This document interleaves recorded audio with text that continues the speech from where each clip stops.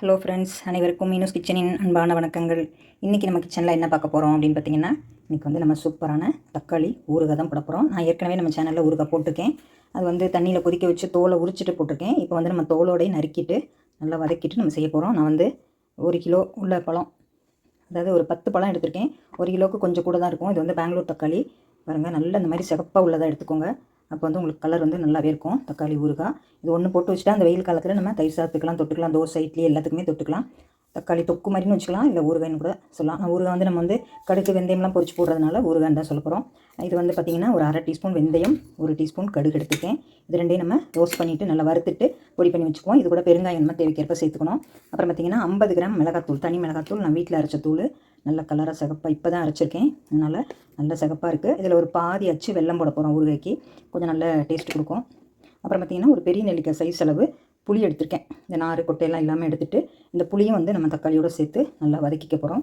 அப்புறம் ஒரு 5 பல் பூண்டு, உங்களுக்கு பூண்டு இஷ்டமான சேர்க்கலாம், இல்லை வேண்டாம்னா கூட நீங்கள் ஸ்கிப் பண்ணிடுங்க. இது வந்து சின்ன சின்னதாக தோலை வச்சுட்டு சின்னமாக கட் பண்ணிக்கலாம். அப்புறம் நம்ம தேவைக்கேற்ப உப்பு சேர்த்துக்கணும், கொஞ்சம் பெருங்காயம் சேர்த்துக்கணும். இப்போ நம்ம முதல்ல வானலியில் வெந்தயத்தையும் கடுகையும் நல்லா நம்ம வந்து வறுத்து பொடி பண்ணி எடுத்துகிட்டு வந்துடலாம்.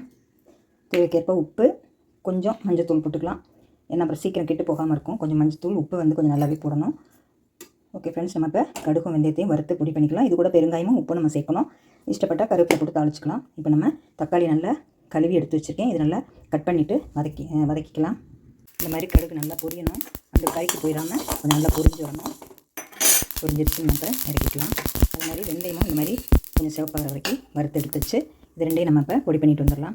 இப்போ நம்ம தக்காளியெலாம் கட் பண்ணி வச்சு அப்புறம் நம்ம அந்த கடுகு வெந்தயம்லாம் இந்த மாதிரி பவுடர் பண்ணி எடுத்து வச்சு இப்போ இதுக்கு தேவையான உப்பு, இந்த பூண்டும் சின்ன சின்னதாக நறுக்கி வச்சுருக்கேன். கூடுமான வரைக்கும் தக்காளியில் இந்த காம்பு பகுதியை கட் பண்ணிவிட்டு நறுக்கிக்கோங்க. கொஞ்சம் பெரிய துண்டுகளாக இருந்தாலும் பரவாயில்ல, நம்ம வதக்கத்தான் போகிறோம், அதனால் கொஞ்சம் நல்லாவே பெருசாகவே கட் பண்ணிக்கலாம். அவசியம் இந்த காம்பு பகுதி வந்து கல் இருக்கும்னு சொல்லுவாங்க, அதனால் இந்த காம்பு பகுதியை கட் பண்ணி கீழே போட்டுருங்க. இது இருந்தாலும் வதங்குறதுக்கு ஒரு மாதிரி கல்லாக இருக்கும், வதங்காது.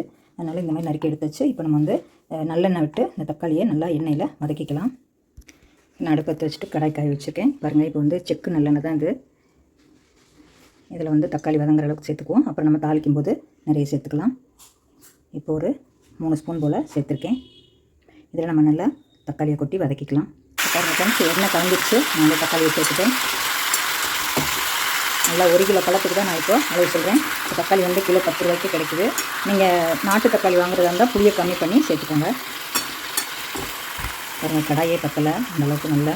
இது ஒன்று செஞ்சு வச்சுட்டா போதும். நீங்கள் டூர் போனீங்கனாலும் சரி, இல்லை 1 டே ட்ரிப் ஏதாவது போனீங்கன்னா கூட இட்லி, தோசை, சாதம், ஒரு தயிர் சாதம் போட்டு இது தொக்கு எடுத்துகிட்டு போகலாம். ஊறுகாயை சூப்பராக இருக்கும் சாப்பிட்றதுக்கு. வேறு உருளைக்கிழங்கு, எப்போவுமே உருளைக்கிழங்கு பொரியல் பண்ணி எடுத்துகிட்டு போவோம், அது கூட நீங்கள் இந்த தக்காளி தொக்கும் எடுத்துகிட்டு போகலாம், சூப்பராக இருக்கும். இது நல்லா இப்போ தண்ணி பிரிஞ்சு வர அளவுக்கு நல்லா வதங்கி வரட்டும். அது கூட நம்ம இப்போ இந்த புளியும் அதில் சேர்த்துருவோம். நல்லா பிரித்து விட்டுட்டு சேர்த்துக்கலாம், அப்போ தான் அங்கங்கே நிற்காது. உங்களோட புளியோட தன்மையை பொறுத்து நீங்கள் கூட குறைச்சி சேர்த்துக்கோங்க. சில புளி ரொம்ப புளிப்பாக இருக்கும், சில புளி கொஞ்சம் புளிப்பு கம்மியாக இருக்கும். இப்போ நான் எடுத்து வச்ச புளி எல்லாமே சேர்த்துட்டேன். இதோடு இது நல்லா கலந்து தண்ணி விட்டு நல்லா வதங்கி வரட்டும். இது மேலே கொஞ்சமாக நம்ம உப்பு தூக்கிக்கலாம், அப்போ தான் சீக்கிரம் வதங்கும். உங்கள் ஃப்ரெண்ட்ஸ், இந்த மாதிரி நல்லா தண்ணி விட்டு நல்லா வதங்கி வரணும். இன்னும் கூட நல்லா வதங்கி வரணும். இந்த புளி அதோடு சேர்ந்து நல்லா வெந்து வந்துடும். இது நல்லா வதக்கி தண்ணி சத்து இல்லாமல் நல்லா கொஞ்சம் ரொம்ப ட்ரையாக இல்லாமல் ஓரளவுக்கு மிதமான தக்காளி நல்லா வெந்து வந்ததுக்கப்புறம் நம்ம அடுப்பு ஆஃப் பண்ணிவிட்டு நல்லா ஆற விட்டுட்டு மிக்சியில் அரைச்சிக்கலாம். ரொம்ப சூப்பராக இருக்கும். இது எப்போ பார்த்தாலும் அடுப்படியிலே உட்காந்துட்டு இருக்காமல் இது மாதிரி ஒன்று செஞ்சு வச்சிட்டிங்கன்னா கண்டிப்பாக ஒரு வாரத்துக்காவது நல்லா யூஸ்ஃபுல்லாக இருக்கும். ஏதோ ஒரு குழம்பு இல்லை ரசமாக வச்சுட்டு கூட நைட் சாப்பிட்டுக்கலாம். பசங்களுக்கு இப்போ லீவு டைம் ஆச்சா, அதனால் கண்டிப்பாக இது உங்களுக்கு ரொம்ப யூஸ்ஃபுல்லாக இருக்கும். ரெண்டாவது, நீங்கள் எங்கேயாவது ட்ராவல் போகிறீங்க, பிள்ளைங்களை கூட்டிகிட்டு இப்போ லீவு சமயத்தில் எங்கேயாவது வெளியூர் போகிறீங்க அப்படின்னா இந்த மாதிரி ஒரு ஊறுகாய் பண்ணி எடுத்துகிட்டு போயிட்டிங்கன்னா சூப்பராக இருக்கும். புளியோட நார் முதல்ல போட்டது வந்து தக்காளியை தண்ணியில் போட்டு கொதிக்க வச்சு தோலை உரிச்சிட்டு செஞ்சுருப்பேன். இது இப்போ வந்து தோலோடய நம்ம செய்யலாம் அப்படின்ட்டு இப்போ செஞ்சு பார்ப்போம். சூப்பராக இருக்கும்.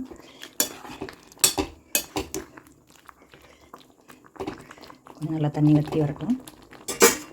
இப்போ பாருங்கள் ஃப்ரெண்ட்ஸ், தக்காளி வந்து நல்லாவே வதங்கிருச்சு. நம்மளோட பழத்தோட அந்த பல்பெல்லாம் நல்லாவே அந்த சதைப்பகுதியெல்லாம் நல்லா வெந்து இந்த மாதிரி வந்துருச்சு. தோலும் தனியாக கரண்டபடி வந்துருச்சு பாருங்கள். இதை இப்போ நல்லா ஆற வச்சுட்டு நம்ம வந்து மிக்சியில் போட்டு ஒரு நைஸ் பேஸ்ட்டாக அரைச்சிக்கலாம். நல்லா ஆறுனதுக்கப்புறம் அரைச்சிக்கலாம். பாருங்கள், சூப்பராக நல்ல குழப்பம்னு அந்த மாதிரி வந்துருச்சு. ரொம்பவும் போட்டு வற்ற வைக்க வேண்டாம். ஓரளவுக்கு தக்காளியில் தண்ணி விட்டுக்கிட்டே தான் வரும், அதனால் இந்த மாதிரி இருந்தால் உங்களுக்கு ஓகே தான். ஏன்னா அந்த சதைப்பகுதி பூரா நல்லா வெந்து இந்த மாதிரி வந்துருச்சு. இப்போ இதை வந்து நம்ம நல்லா ஆறுனதுக்கப்புறம் மிக்சியில் அரைச்சிட்டு பார்க்கலாம். இது கூட கலருக்காக கொஞ்சம் காஷ்மீரி மிளகாத்தூள் கலருக்காக கொஞ்சம் சேர்த்துக்க போகிறோம். இதுவே நல்ல சிகப்பாக இருக்குது. நம்ம வீட்டில் அரைச்ச மிளகாத்தூளும் நல்ல கலராக இருக்குது, அதே கலராக இருக்குது பாருங்கள். புது மிளகாத்தூள் இந்த மாதிரி புதுசாக பண்ணி சாப்பிடுங்க. ரொம்பலாம் வச்சு ஸ்டோர் பண்ண வேண்டாம். இதெல்லாம் அப்பப்போ கூட நீங்கள் போட்டுக்கலாம். ஒரு 6-7 பழம் போட்டு ஒரு 5-5 பழம் அந்த மாதிரி தீர புதுசாக போட்டுக்கலாம். ரொம்பலாம் வச்சு ஸ்டோர் பண்ணி வைக்காதீங்க. ஊறுகாயெல்லாம் வருஷத்துக்கெல்லாம் வச்சுக்க வேண்டியதில்லை. உப்பில் போட்ட ஊறுகாய் தான் வருஷத்தில் வச்சுக்கணும். ஏன்னா அது வந்து சீக்கிரம் ஊறினது கிடைக்காது. அதனால் அது இந்த எலுமிச்சங்காய், நார்த்தங்காய் அந்த மாதிரி உள்ளதெல்லாம் நம்ம உப்பில் போட்டு நல்லா ஊற வச்சுட்டா அது கூட ஒரு வருஷத்துக்கு வச்சுக்கலாம். ஆனால் இந்த மாதிரி ஊறுகாயெல்லாம் அப்பப்போ போட்டு தீர்த்துங்க. இப்போ நல்லா ஆறுனதுக்கப்புறம் மிக்சியில் அரைச்சிக்கலாம். பாருங்கள் ஃப்ரெண்ட்ஸ், நம்மளோட தக்காளி வந்து நல்லா ஆறுனதுக்கப்புறம் இந்த மாதிரி மிக்சியில் அரைச்சி எடுத்துச்சு. இப்போ நம்ம பொடியெல்லாம் ரெடியாக இருக்குது. கடுகு, வெந்தயம் ரெடியாக இருக்குது. வெல்லம் வந்து நச்சுட்டு பாதி வெல்லம் வச்சுருக்கேன். இப்போ நான் வந்து அடுப்பில் ஒரு கடாய் வச்சுருக்கேன். ஏன்னா அந்த கடாய் வந்து கொஞ்சம் ஹிந்தாலியன் கடாயினால் கொஞ்சம் உப்பு இதெல்லாம் போட்டு கொதிக்கும்போது கொஞ்சம் ஒரு மாதிரியாக பொரிஞ்ச மாதிரி வரும்ன்ட்டு புதுசாக சில்வர் கடாயை எடுத்து வச்சுருக்கேன். இப்போ இதில் நம்ம 200 கிராம் நல்லெண்ணெய் சேர்த்துக்கணும். அதாவது ஒரு டம்ளர் அளவுக்கு நல்லெண்ணெய் சேர்க்கணும். நான் செக்கெண்ணெய் தான் சேர்த்துருக்கேன்.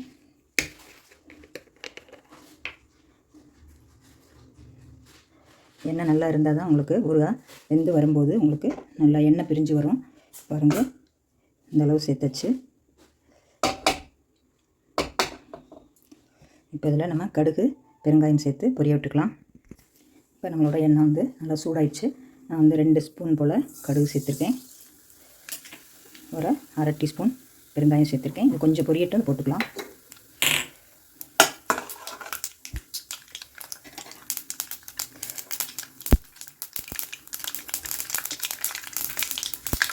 பெருங்காயம் சேர்த்துக்கலாம்.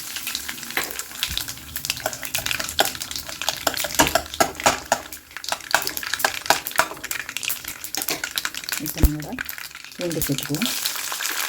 பூண்டு உங்களுக்கு விருப்பப்பட்டால் போட்டுக்கோங்க, இல்லைன்னா வேண்டாம்னா ஸ்கிப் பண்ணிடுங்க. அப்புறம் கொஞ்சம் கருவேப்பிலை ஒரு கொத்து போட்டுக்கேன்.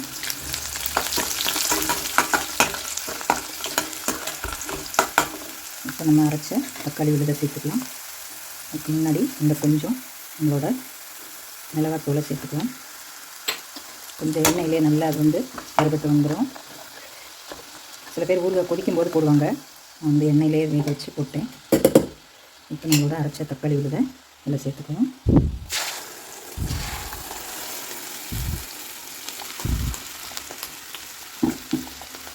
இதை தண்ணி பண்ணி வச்சுட்டு நல்லா கலந்து விட்டுக்கலாம்.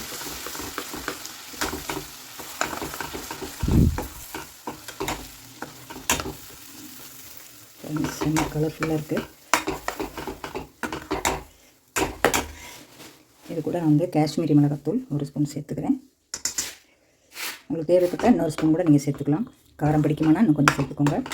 ஏன்னா நம்மளோட தக்காளி கொஞ்சம் தான் புளிக்கும். ஏன்னா பெங்களூர் பழங்கனால ரொம்ப புளிப்பு இருக்காது, கம்மியான புளிப்பு தான் இருக்கும். இதுவே நாட்டு பழமாக இருந்தால் உங்களுக்கு நல்லா புளிப்பு எடுத்து இந்த காரம் தாங்கும். அப்புறம் பார்த்திங்கன்னா புளி சேர்த்துருக்கிறதுனால கொஞ்சம் புளிப்பாகவும் இருக்கு இல்லையா, அதனால் காரம் கொஞ்சம் கூடவே போட்டுக்கலாம். இப்போ உப்பு கொஞ்சம் போடணும். இது கொஞ்சம் ஒரு கொதி வரட்டும். ஃப்ரெண்ட்ஸ், இது வந்து கண்டிப்பாக வெளியிலலாம் தெறிக்க ஆரம்பிக்கும். அதனால் லேசாக மூடி போட்டு வச்சுருங்க. நான் மூடியில் இருக்க வேர்வை வந்து உள்ளே வடியக்கூடாது. இப்போ நம்ம வந்து உப்பு சேர்த்துடலாம். நான் வந்து கல் உப்பு சேர்க்கலை, இந்த உப்பு தான் சேர்த்துருக்கேன், நைஸ் உப்பு. இப்போ நம்மளோட பொடி பண்ணி வச்சுருக்க கடுகு, வெந்தய பொடியை சேர்த்துக்கலாம். கடைசியாக நம்ம வெல்லம் சேர்த்துக்குவோம். உப்பெல்லாம் இப்போ வந்து நீங்கள் உப்பு காரம்லாம் டெஸ்ட் பண்ணிவிட்டு பத்தலைன்னா காரமாக உப்பு நீங்கள் சேர்த்துக்கலாம்.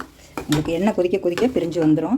அப்படி இல்லை உங்களுக்கு எண்ணெய் பத்தாத மாதிரி தெரிஞ்சுன்னா இன்னொரு கடாயில் எண்ணெய் சூடு பண்ணி இதில் கொஞ்சம் சேர்த்துக்கோங்க. ஆனால் நம்ம கொதிக்க உங்களுக்கு எண்ணெய் பிரிஞ்சு வந்துடும். நம்ம கண்டிப்பாக 1 டம்ளர் எண்ணெய் சேர்த்துருக்கேன். நான் 200 ஒரு ஆளாக்கு எண்ணெய் சேர்த்துருக்கேன். 10 பழத்துக்கு 50 கிராம் மிளகாய் பொடி, ஒரு 30 கிராம் உப்பு அந்த அளவில் சேர்த்துருக்கேன். 4-5 பல்லு பூண்டு, ஒரு கொத்து கருவேப்பிலை, 1 ஸ்பூன் கடுகு தாளிக்க, 1/2 ஸ்பூன் கடுகு வறுத்து பொடி பண்ண, 1/2 ஸ்பூன் வெந்தயம். இது கண்டிப்பாக ரொம்ப நல்லாயிருக்கும். கடைசியாக நம்ம வெல்லம் சேர்த்துக்கலாம். இன்னும் வெல்லம் மட்டும் சேர்க்கல, இது எல்லாமே சேர்த்தாச்சு. கொஞ்சம் நல்லா கொதித்து வரட்டும். கொஞ்சம் தெறிக்க தான் ஆரம்பிக்கும் வெளியிலலாம்.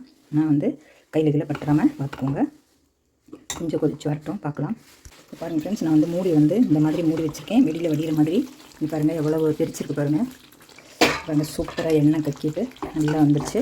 இன்னும் கொஞ்சம் நல்லா வற்றி வரணும். சுற்றி ஓரம் எண்ணெய் கக்கி வரணும். ஒரு வாரம் 10 நாள் இல்லை 1 மாதம் வச்சுக்கிற மாதிரி இருந்தால் இன்னும் கூட நல்லா வற்றி வரணும். இப்போ உப்பு எல்லாமே சேர்த்தாச்சு, பெருங்காயம் கடுகு வெந்தயப்பொடியெல்லாம் சேர்த்து வச்சு இப்போ இந்த சமயத்தில் நம்ம இந்த வெல்லத்தையும் சேர்த்துக்குவோம். சேர்ந்து கொதித்து வரட்டும். பாருங்கள் நல்லாவே திரிக்குது, கையெல்லாம் திரிச்சிச்சு. இப்போ நல்லா அப்படியே மூடி வச்சு இன்னும் கொஞ்சம் எண்ணெய் பிரிஞ்சு வரட்டும். பாருங்கள் ஃப்ரெண்ட்ஸ், நம்மளோட சூப்பரான தக்காளி ஊறுகாய் அருமையாக ரெடி ஆகிடுச்சுங்க. பாருங்கள் மூடி பூரா அப்படியே போயிடுச்சு. பாருங்கள் நல்லா எண்ணெய் பிரிஞ்சு வந்துடுச்சு.